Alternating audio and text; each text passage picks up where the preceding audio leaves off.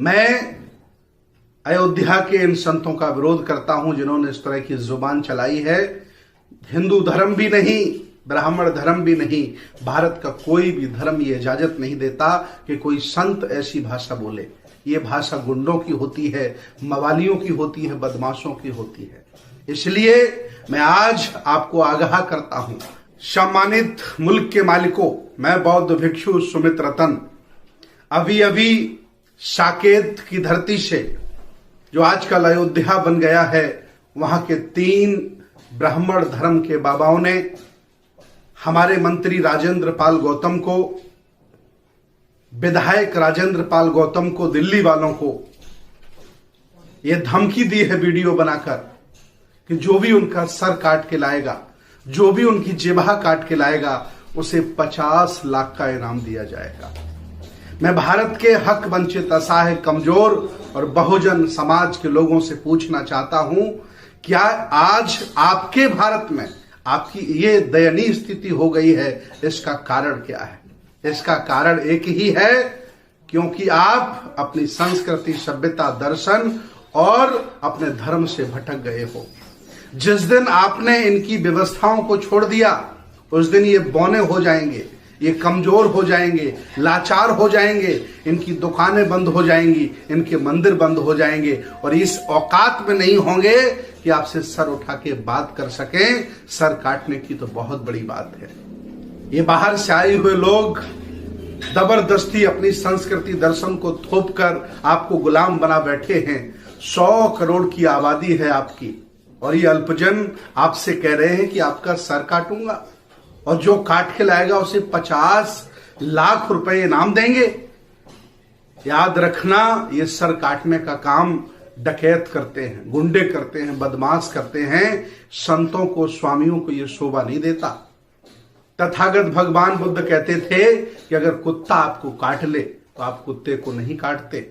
बुद्ध ने हमें ऐसे संस्कार नहीं दिए हैं, हमारी संस्कृति, हमारे दर्शन ने हमें ऐसे संस्कार नहीं दिए हैं कि उनका जवाब उनके शब्दों से हम दें। लेकिन मैं इतना जरूर कहूंगा कि कुत्ता अगर काटे तो कुत्ते को काटा नहीं जाता है, बांधा जाता है, कमजोर किया जाता है ताकि वो दोबारा ना काट सके। इसलिए आज बहुजन समाज के लोग समझ जाओ कि वो तुम्हें कमजोर, पंगु, असहाय समझते हैं।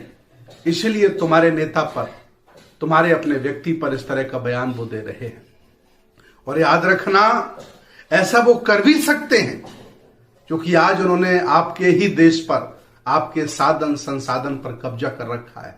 सामाजिक, धार्मिक, राजनीतिक, आर्थिक हर क्षेत्र में उनका कब्जा हो गया है क्योंकि आप किसी काम के नहीं हो। इसलिए आओ हम सब एक हो जाते हैं और मिलकर अपने देश को, महापुरुषों को और अपनी संस्कृति की रक्षा करते हैं। मैं अयोध्या के इन संतों का विरोध करता हूं जिन्होंने इस तरह की जुबान चलाई है। हिंदू धर्म भी नहीं, ब्राह्मण धर्म भी नहीं, भारत का कोई भी धर्म ये इजाजत नहीं देता कि कोई संत ऐसी भाषा बोले। ये भाषा गुंडों की होती है, मवालियों की होती है, बदमाशों की होती है। इसलिए मैं आज आपको आगाह करता हूं, आपको चेतावनी देता हूं, ये इनकी भाषा इसलिए ऐसी हो गई है क्योंकि इनको लग रहा है कि हक वंचित, असहाय, बहुजन समाज इनके चुंगल से निकल रहा है, इनकी गुलामी से मुक्त हो रहा है। ये बुद्ध के दर्शन में जा रहा है, बुद्ध के धर्म में जा रहा है, 22 प्रतिज्ञाएं ले रहा है, अंबेडकरवादी हो रहा है। तो इनकी बौखलाहट है, ये डर गए हैं, इनकी बौखलाहट है, इसलिए ऐसे बयान दे रहे हैं। हालांकि ये देश संविधान से चलता है, गीता पुराण से नहीं चलता है। हम संविधान के हवाले इन बाबाओं को करना चाहते हैं। मैं पुलिस का सम्मान करता हूं, हाई कोर्ट, सुप्रीम कोर्ट का सम्मान करता हूं।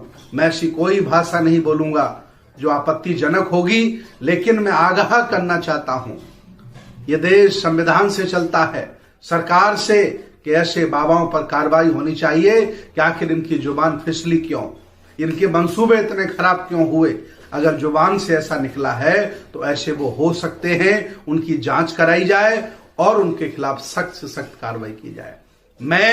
हम अकेले नहीं, 100 करोड़ लोग भारत के, हम सब लोग राजेंद्र पाल गौतम के साथ खड़े हैं।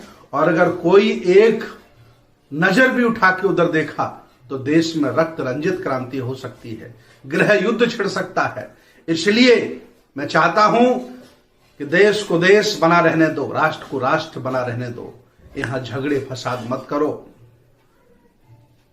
आप जैसा कर सकते हो ऐसा कोई दूसरा भी कर सकता है, ऐसा नहीं है कि आप ही ऐसा कर सकते हो।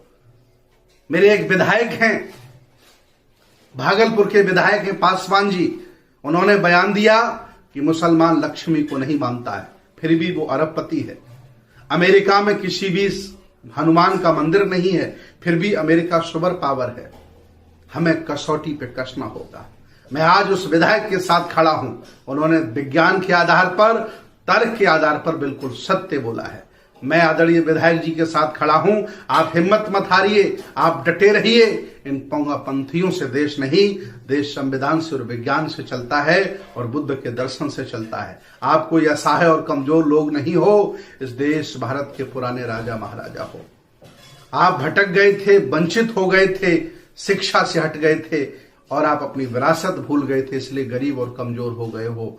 आज मैं फिर आह्वान करता हूं, आओ और ऐसे झूठे लोगों से, ऐसे ढोंगी पाखंडी लोगों से निपटने के लिए कमर कस लो, नहीं तो ये लोग एक एक करके टारगेट करेंगे और आपका मनोबल गिरा देंगे। मैं अयोध्या के बाबाओं का विरोध करता हूं। मैं ऐसी भाषा नहीं बोल सकता क्योंकि बुद्ध ने हमें ऐसे संस्कार नहीं दिए। लेकिन याद रखना, राजेंद्र पाल गौतम ने कहा है कि मैं शराब नहीं पीता, मैं शराब नहीं पीता। अब शराब बनाने वाली फैक्ट्री, शराब बेचने वाले ठेके ये विरोध करें कि राजेंद्र पाल गौतम खराब व्यक्ति है, तो इसके लिए मैं क्या कर सकता हूं। मैं भी कह रहा हूं मैं शराब नहीं पीता, मैं नहीं मानता। जबरदस्ती नहीं है, ये धर्मनिरपेक्ष भारत है, संविधान हमें आजादी देता है। आप हमारे साथ बर्बरता नहीं कर सकते, आप हमारा मनोबल नहीं गिरा सकते। आओ बहुजनों, खड़े हो जाओ। ये इनकी बौखलाहट है और इसका डट करके हम मुकाबला लेंगे। और आज धम्म दीक्षा 22 प्रतिज्ञा अभियान भारत के तहत, ये अभियान अब पूरे भारत में चलेगा और हम हक वंचित असहाय कमजोर समाज को बुद्ध की तरफ ले जाएंगे, कोई रोक नहीं सकता है। बहुत बहुत धन्यवाद, बहुत बहुत